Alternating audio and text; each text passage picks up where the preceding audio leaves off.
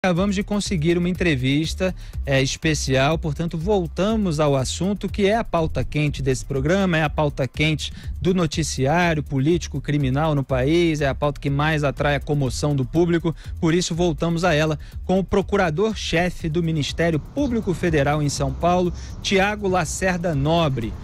Procurador, muito obrigado pela sua participação em Os Pingos nos Is, boa noite.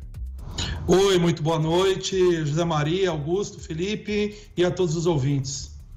Procurador, como é que o senhor viu essa decisão do presidente do Supremo Tribunal Federal, Dias Toffoli, em relação a esse fornecimento de informações pelo COAF ou pela Receita Federal e como isso atinge as investigações? A gente estava aqui especulando sobre o número de investigações atingidas, já saiu agora há pouco uma nota da Associação Nacional dos Procuradores da República, se eu não me engano, acho que é ela mesma que já fala em milhares de investigações. Então, como é que o senhor viu essa decisão?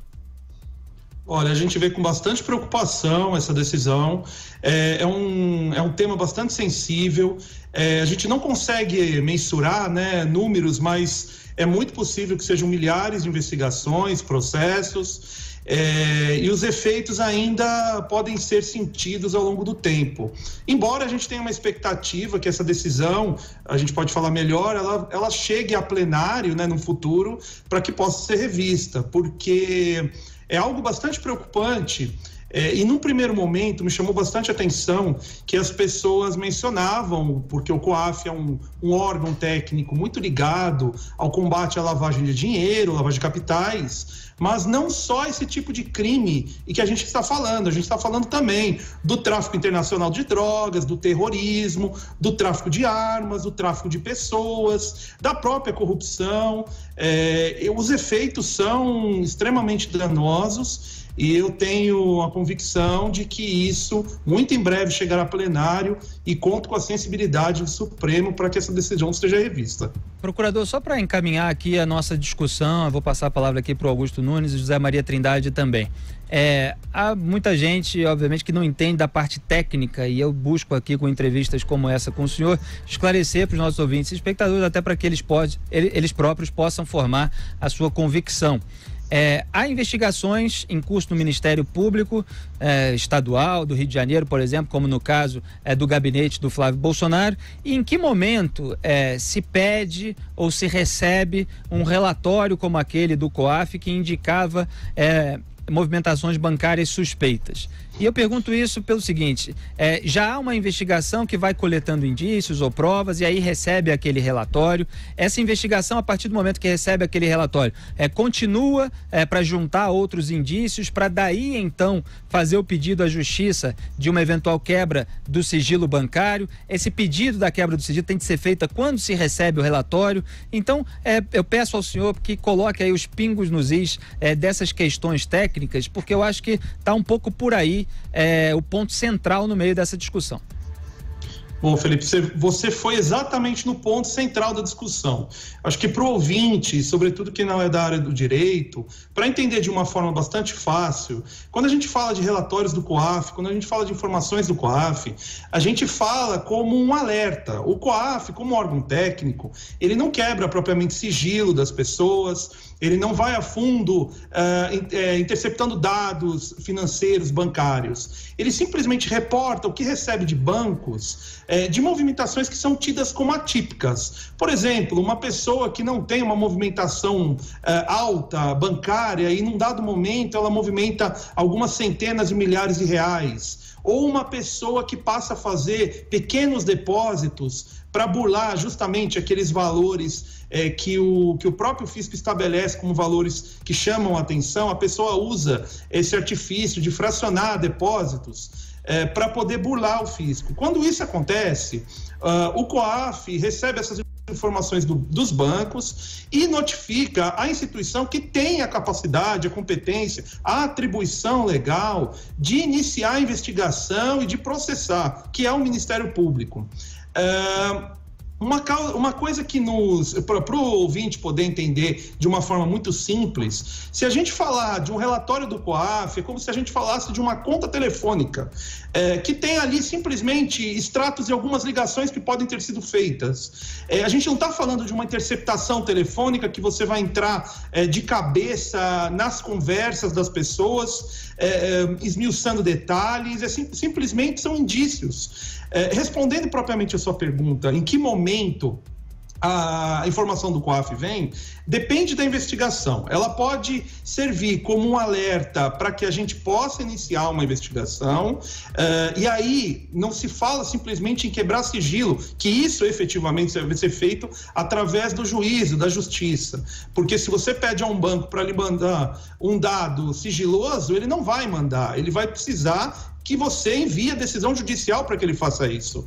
Mas também pode ser que essa informação do COAF, eu dou um exemplo, ela venha num dado momento em que você já tem alguma investigação, e dou um exemplo tranquilamente, investigação sobre tráfico de drogas, investigações que muitas vezes, quando são quadrilhas e narcotraficantes, eu já tive a oportunidade de trabalhar com situações assim no Porto de Santos, num dado momento, enquanto você está investigando aquela organização criminosa, essa informação do COAF pode aportar, dizendo que determinada pessoa, que por acaso você está ali investigando, né, ela fez movimentações atípicas. E aí, aquilo lá, como mero indício, ele acaba sendo mais um elemento na sua investigação. Ele não é a investigação propriamente. Ninguém vai quebrar propriamente sigilo somente com a informação do COAF. Ninguém irá pedir uma busca e apreensão, uma prisão, simplesmente com a informação do COAF. Exato. Informação do COAF é como se fosse uma luz arremessada, aqueles sinalizadores que quando a pessoa está no mar e precisa chamar a atenção, um sinalizador que indica, olha, está aqui uma irregularidade, Ministério Público, preste atenção nessa situação, vá atrás e veja, que pode ser muito bem posteriormente indicado que não há nada irregular, foi um alarme falso, né? Então é simplesmente um indicativo de que há situações irregulares que podem acontecer e não propriamente uma investigação que já foi feita. Isso é importante esclarecer. O COAF não faz propriamente uma investigação. Ela faz uma mini coleta de informações e apresenta indícios ao Ministério Público, eventualmente à polícia. É assim que funciona. Mas só para concluir esse ponto rapidamente, quando o que está sendo questionado por muita gente que defende a decisão do Dias Toffoli é o uso dessas informações do COAF, mesmo que não sejam uma devassa na vida bancária da pessoa, mas é o uso delas numa investigação que não passou pela justiça. Como é que o senhor responde a esse ponto? O senhor disse que não é um extrato bancário, quer dizer, se o sujeito tem lá, eu até usei no começo do programa o exemplo, o sujeito foi no motel com a mãe, você não tem lá os detalhes desse registro, o senhor fez a analogia muito bem feita aí com uma conversa, uma interceptação telefônica, não tem ali aquele conteúdo explícito, tem apenas a indicação de uma movimentação bancária suspeita. Mas o que está sendo colocado por muita gente no debate é que isso, mesmo isso sendo algo raso relativamente, seja usado já numa investigação do Ministério Público que não passou pelo crivo do Poder Judiciário. Como é que o senhor responde?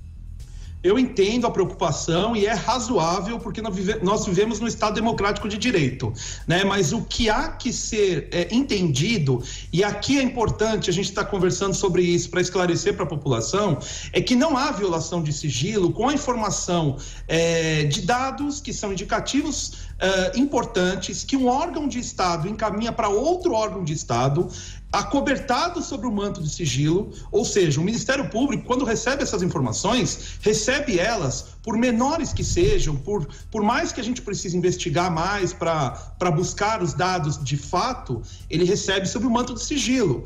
Eventuais irregularidades estariam se esses dados do COAF pudessem ser violados. E posso dizer tranquilamente, a violação de dados de COAF que cheguem e sejam divulgados ao público, isso sim, normalmente, pode acarretar até a punição de quem o fez pela prática de crime. A argumentação, eu entendo que ela acaba sendo um pouco desvirtuada em dizer que o COAF não precisaria submeter ao crivo do judiciário para mandar ao Ministério Público. Isso acaba por inviabilizar todo e qualquer tipo de investigação. E eu falo até uma questão prática, para quem é da área do direito vai entender. Suponhamos que o COAF, que recebe cerca de 5 mil informações, trabalha com 5 mil relatórios aos órgãos do Ministério Público, polícia, por ano, dizem que pode ser até mais do que isso, mas cerca de 5 mil, um dado bastante seguro.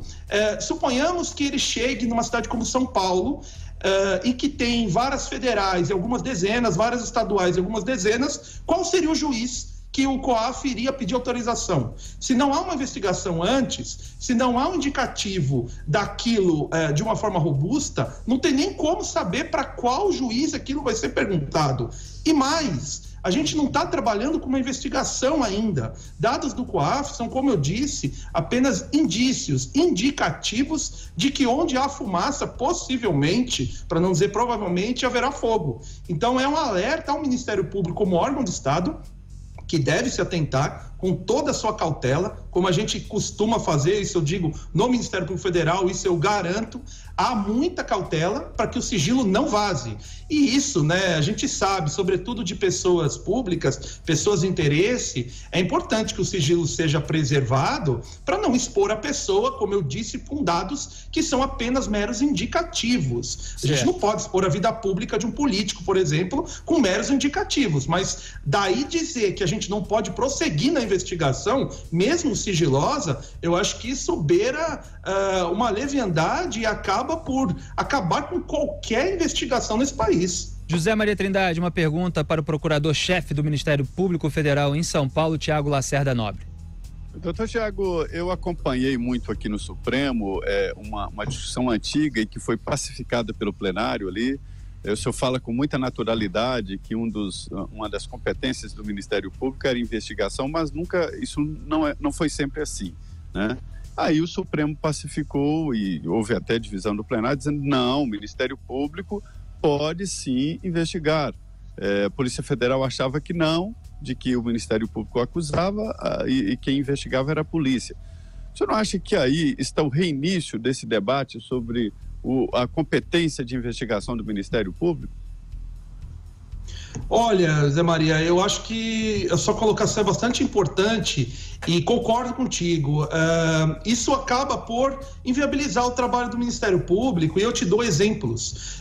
Não posso entrar em detalhes, evidente, né? Vocês vão entender, mas a gente tem fases da Lava Jato, tanto de São Paulo como do Rio de Janeiro, até mesmo de Curitiba, e que a investigação quase toda em sua totalidade foi feita no âmbito do Ministério Público, com os órgãos parceiros, que são Receita, o próprio indicativo do COAF, como eu já mencionei, Controladoria Geral da União, a própria Polícia Federal. Isso acaba por, no final das contas, inviabilizar a investigação como um todo. E como você bem mesmo lembrou, o STF não apenas já pacificou a questão de que o Ministério Público pode sim investigar, como foi a famosa PEC 37, que não passou, né? Posteriormente, que foi questionado nossa capacidade investigativa, o que viria por trazer prejuízo enorme para a sociedade, mas felizmente o STF já pacificou que podemos sim investigar e o fazemos, mas como também o próprio STF já decidiu, inclusive em incidente de repercussão geral, que as informações do COAF e da Receita podem ser compartilhadas com o Ministério Público sem que antes haja uma decisão judicial. Isso saiu inclusive na nota que vocês mencionaram da Associação dos Procuradores, que isso já foi decidido pelo STF. Então nos causa bastante preocupação que esse assunto seja revisitado numa decisão monocrática e esperamos que, encerrado o recesso, o assunto seja levado a plenário do STF com a maior brevidade possível. Embora a gente tenha acompanhado pela imprensa, parece que no mês de novembro está pautado o assunto para ser retomado, mas nós contamos com a sensibilidade dos ministros, esperamos que a própria Procuradora-Geral, doutora Raquel Dodge, maneje os meios necessários, os recursos, para que isso chegue a plenário e a situação seja, de uma vez por todas, sepultada e isso seja colocado no seu devido lugar. Legal. Só fazer um registro aqui, Augusto Nunes, já que ele citou essa nota. ela cita justamente aquela decisão anterior que a gente mencionou no começo do programa. Eu abro aspas só para o parágrafo específico dessa nota da ANPR. No Brasil, durante o julgamento de recursos extraordinários e até em sede de repercussão geral, o plenário do STF reconheceu anteriormente a desnecessidade de autorização judicial prévia para o compartilhamento dos dados com o Ministério Público. Isso ocorre porque a transferência de dados não acarreta quebra de sigilo bancário e é responsabilidade do Ministério Público a manutenção do sigilo dessas informações. Fecho aspas aqui, Augusto, sua pergunta. Doutor Tiago, eu acho que a boa parte da reação indignada de quem se preocupa com o fazer justiça nesse país se deve a duas suspeitas, eu acho que pertinentes. Primeira, que essa decisão prejudicaria a Lava Jato. O senhor já explicou por quê. Segundo, beneficiaria organizações criminosas. Queria que o senhor dissesse por quê. Olha, nos causa bastante preocupação, essa é a palavra que eu posso definir todo o raciocínio em uma palavra, que é preocupação, com os rumos que isso pode ser tomado. A gente não consegue entender ainda o tamanho disso tudo, o efeito que isso vai gerar, mas certamente vai atingir o coração da Lava Jato, vai atingir investigações não só do Ministério Público Federal, mas também dos GAECos, dos Ministérios Públicos Estaduais e, sobretudo, do combate ao crime organizado. Até para que o ouvinte possa ter uma informação mais completa, a gente fala muito do combate à corrupção, que é gravíssimo, é um tema que me é caro por atuação, eu também integro a Força-Tarefa da Lava Jato aqui no estado de São Paulo, é um tema muito grave para nós, mas, sobretudo, essa decisão pode afetar, se for interpretada dessa forma que está sendo interpretada, e nós esperamos que o Supremo leve o assunto a plenário logo, nas investigações e nos processos relacionados, por exemplo, a tráfico de drogas. E eu lhe dou um exemplo muito tranquilo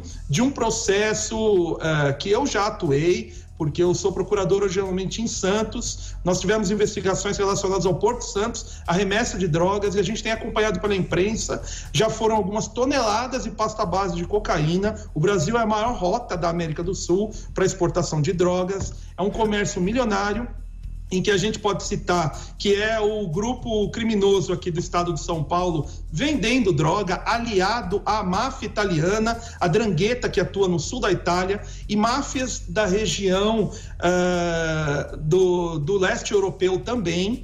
Essas movimentações atípicas de pessoas que eram encarregadas do tráfico de droga, da remessa dessa droga para a Europa e para o norte da África, em investigações que eu já tive a oportunidade de conduzir, também essa movimentação foi informada pelo COAF. Por conta disso, a gente pode dizer que, se fosse interpretado no frio da letra que está sendo posta, as investigações poderiam ter um questionamento sobre eventual ilegalidade. Embora a informação do COAF seja, para usar uma expressão clara, a cereja do bolo. Houve interceptação à época de mensagens de celular, o famoso BlackBerry antigamente, né? Investigações de 3, 4 anos atrás, com autorização judicial, com buscas judicialmente autorizadas, com trabalho feito por outros órgãos de controle, mas também houve uma informação do COAF. Se a gente for participar desse raciocínio, entender como alguns vão certamente defender aquela teoria da árvore envenenada que produz frutos envenenados, a gente vai anular tudo. E, no fim das contas, talvez não pare nenhuma investigação nesse país de pé, porque tudo vai ter algum dedo do COAF, algum dedo da Receita, alguma informação, nem que seja complementar ou periférica desses órgãos, para robustecer acusações do Ministério Público. Nenhuma investigação de Calabro vai durar se a gente for fazer um raciocínio, e a gente vai voltar a um país completamente da impunidade, que acredito